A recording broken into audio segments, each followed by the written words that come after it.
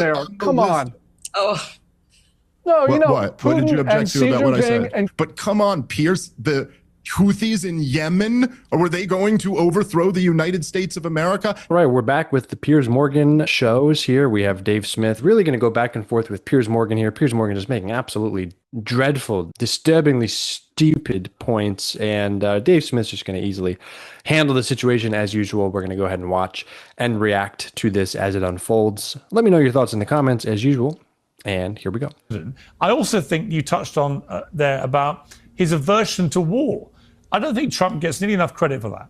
You know, and it's not to say Trump is a perfect human being. He's not. He's very flawed in many ways. But for a Republican American president in modern times to be so clearly against warfare because he believes, A, it's a terrible loss of life, that B, it's a terrible waste of money, and that C, America has its own problems it needs to sort out without having wars all over the place. I personally, I find that very refreshing. You know, I compare that with the rhetoric. Yeah, okay, so I know Piers has been on a break for like a couple of weeks or so, but I don't think he's been under a rock for the last 2 years. I mean, to say that, like, this is pure rank propaganda. Donald Trump just bombed a Venezuelan, boat, international waters, just a couple of days ago. He is threatening Venezuela. He's threatening to bomb in Mexico. He started a war with Iran. He is enabling and abetting Israel while they committed genocide. To say that Donald Trump is like some anti-war hero after we've seen all of these things that he's done, it's just completely daft. Yeah. Can I respond to that a little bit, Piers? Yeah, sure. Then I want to bring in Cyrus, but Dave, yeah, go on. Yeah, I mean, look, I liked some of the stuff you were saying there at the beginning, and I do think that speech it was one of the best speeches of Trump's life, and I do love that Donald Trump does at least seem to think about the human cost of war. Yeah. It kind of exposes what monsters some of these other leaders are. And by the way, Dave, on that point, to come up. And Dave, on that point, I have literally had a phone conversation with Donald Trump several times now this year, where he has talked really powerfully about Ukraine and the loss of life on both sides, comparing it to kind of the First World War, Flanders, these terrible scenes of open fields, thousands being gunned down on a weekly basis. He feels this is, I've never heard him talk like that about human life. But at the same time... So it's a real thing. It isn't to say it in public. Agree. I agree, and that's an interesting element to it. But look, as I've said on your show before, ever since Barack Obama won a Nobel Peace Prize, they just mean absolutely nothing. Yeah. I mean, if the guy who escalated the war in Afghanistan, launched a war in Libya, launched a covert war in Syria, backed the Saudis invading Yemen, and continued the war in Somalia, his whole presidency, if that guy can get a Peace Prize, it's just ridiculous. But I'm sorry, nobody should get a Nobel Peace Prize if they're backing the genocide, completely facilitating the genocide of the Palestinian people. It's an outrage that we'd even discuss that. And to say that Syria is in a better place now. Like, as a New Yorker and as an American, I just find it so unbelievably offensive that we would say having the emir of Al-Qaeda running the country is somehow an improvement over a secular dictator who wore a suit and shaved his chin every morning. And I think it's just absolutely outrageous. Hang on. And so, hang on. On that point, I mean, Assad was a lot worse than that characterization.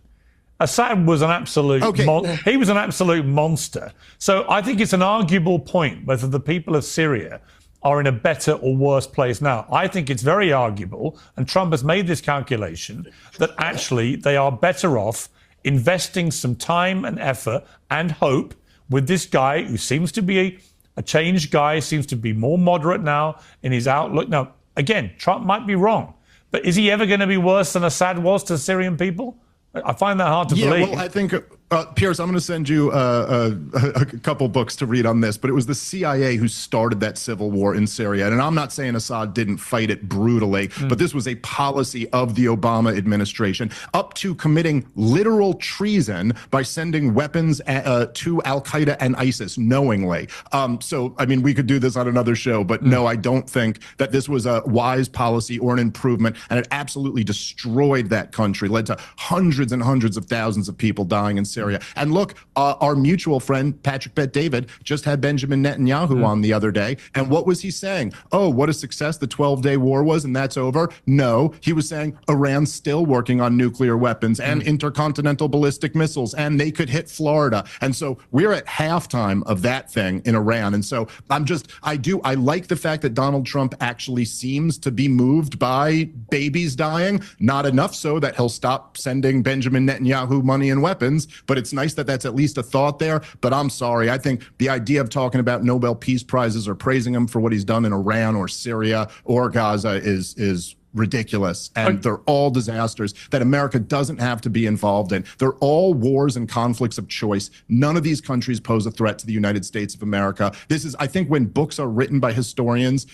decades and centuries from now, this will be viewed as a time of just war hysteria, where the American people committed suicide fighting war after war after war for no reason. And look, all of these countries that you just showed at the beginning there, why is it that they're all uniting together? It's because DC is a war-hungry, psychotic, organization. I mean, Kim Jong-un is only there because Kim Jong-il was put there. Come on. Oh. No, what did you object to about what I said? And Kim Jong-un were always seeing the world in the same terms. They viewed their interests in the same ways. They identified the same enemy, which was the United States, even though we didn't think that way. So, no. When did Trump we not think that way? Push them together, and Biden didn't push them together. I didn't say they Trump were pushed them together from the get-go. George W. Bush pushed them together. Yes, he did. What do you mean? When was this period where we didn't see any of them as enemies? When we put North Korea on the axis of evil, even though they had absolutely nothing to do with 9/11? Was that us reaching out an olive branch to them? No, of course it wasn't. But North Korea has, from the very beginning, identified the United States as its enemy. And it's actually killed some Americans, like 36,000 of them during the Korean War. So, if we want to start talking about that. But the period here, though, is that Putin and Xi Jinping, which is really the important story, were together from the very beginning because they identified the world in a very different way. They calculated their interests in a very different way.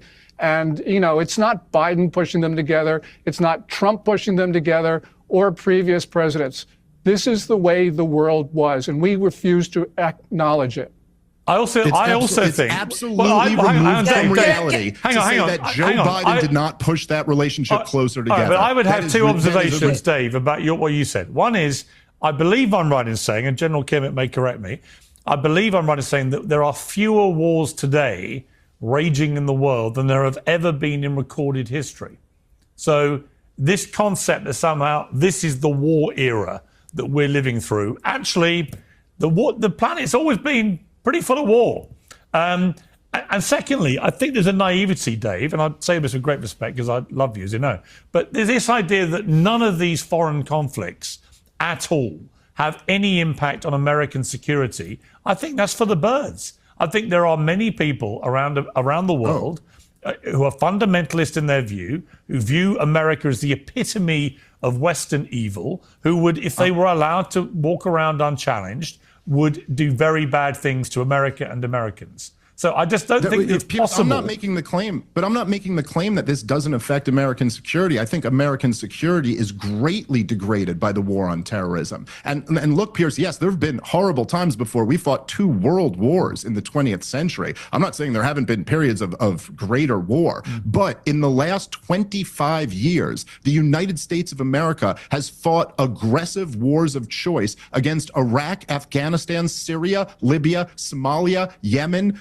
There was the drone bombing campaign in Pakistan. There was, of course, the Libya war spilled into Niger, and we were working with the Ethiopians and all of this. And every last one of these conflicts, which has cost the American taxpayer $8 trillion, has led to 30,000 of our bravest young men blowing their brains out, and has led to millions and millions of innocent civilians killed. Were all done to countries that posed no threat to us. If you want to argue that Adolf Hitler's Nazi Germany or Joseph Stalin's communist Russia or something like that posed a threat to us, fine. But come on, Piers, the Houthis in Yemen, or were they going to overthrow the United States of America? Now, I'm not saying that none of these people are bad actors or there couldn't be acts of terrorism. In fact, I would argue that most of that terrorism is blowback that is caused by our foreign policy, or at least contributed to by our foreign policy. But let's get real here. These aren't nations that threaten the United States of America, and there was no need for us to fight wars against any of them. We're going to leave it at that.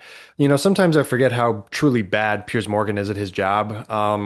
And it's obvious that he says a lot of the things he says just for access. I mean, he admits it there. He's on the phone with Donald Trump, you know, every few weeks or so, or a few times a year. He likes having that access. That's why he's, you know, coming out and saying, oh, Trump should get the Nobel Peace Prize. Wink, wink, nod, nod. Love the fact that we have Dave Smith on the panel to just come out and say, you know, that's complete bullshit. That doesn't make any sense. Why would, in any world, in any universe, Donald Trump or any of these U.S. presidents be eligible for a Nobel Peace Prize when all we've done, all the presidents have done, including Donald Trump, have been to cause more pain, more suffering, more death, more war, and it just doesn't make any sense. It's a complete Orwellian dystopian nightmare. So good to have Dave Smith on the panel, as usual, to bring it back to reality and set the record straight. Love the anti-war rhetoric, as usual. Let me know what you guys think about that exchange. Let me know how far gone you think Piers Morgan is with the absolutely insane stuff that he comes out, and I don't even know how he, you know, can hear himself say these things sometimes. But let me know what you guys think in the comments, and we will see you guys in the next video.